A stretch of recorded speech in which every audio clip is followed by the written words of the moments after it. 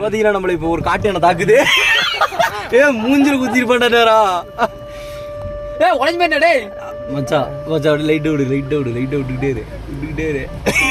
பின்னாடி வண்டி வருது மச்சான், இல்லைன்னா விட்டுருவேன். லைட் விடு. டேய் கேட முடியாது, உடஞ்சு போயிட்டா இந்த பக்கம்டா. டேய் இறங்கி வந்து சுண்ணி எடுத்து வாயில வச்சிருவாங்க. டேய்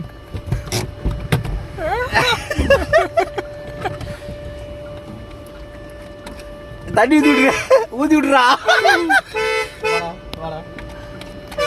டேய் வண்டி வருதுடா, கிறுக்கு பண்ண விளையாட் பண்ணாதடா, வாடா.